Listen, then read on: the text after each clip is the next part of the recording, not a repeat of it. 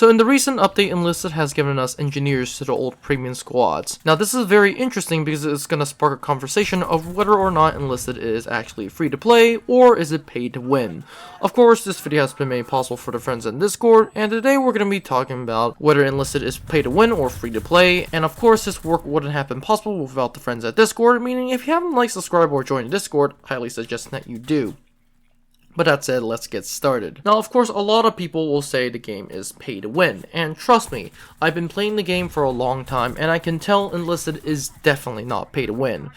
Or, in the words of Major McDonald's, Enlisted is not pay to win, it is pay to progress, and that is 100% true.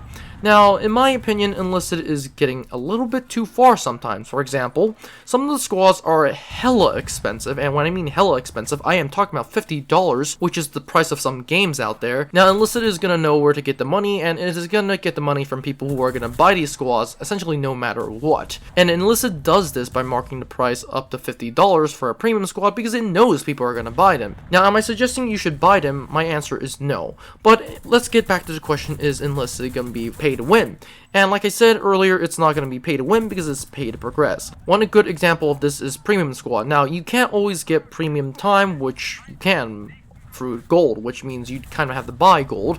And most of the times you essentially will just be paying cash to buy gold, but the point is that once you have the premium time, you essentially will be progressing much easier in the game and in terms of the campaign itself. One good example of this is myself, who has premium time thanks to the Enlisted bundle, and what's going to happen is that I'm just going to comparing the premium time and the non-premium time, and to my surprise, it is much better in terms of progression in premium time. One good example of this is the fact that when I was playing Normandy Allies, I essentially almost maxed the campaign in about a week, whereas it took me a full month to max Axis Berlin, which is insane if you ask me.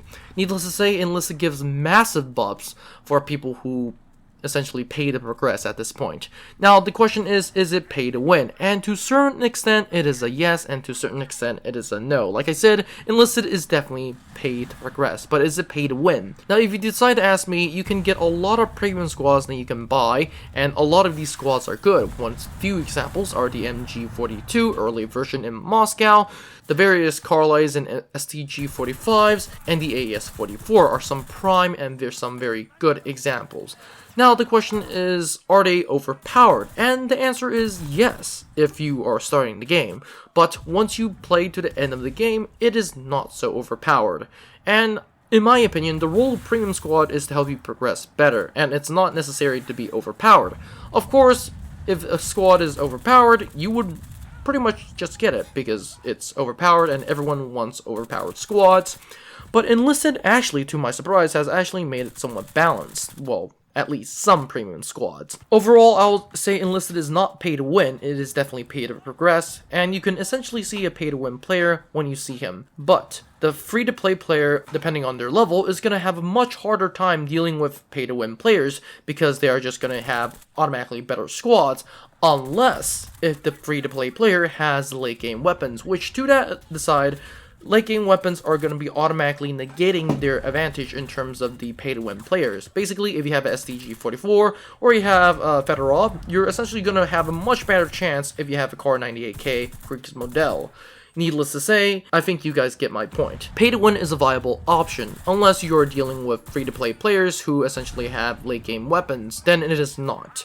But Enlisted as of right now is pay to progress, and with its many problems, which I do have to admit there is, Enlisted is somewhat balancing the pay to win players and free to play players by making the pay to win squads, such as premium squads, not overpowered, and giving the free to play players a lot of good late tier weapons. Now, obviously the big question is, can the free to play players even get to the end?